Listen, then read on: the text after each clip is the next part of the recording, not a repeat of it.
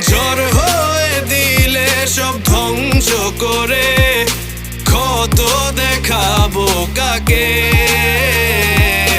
পারবে না থামাতে কেউ আমাকে, সব শেষ করবো নিজের হাতে।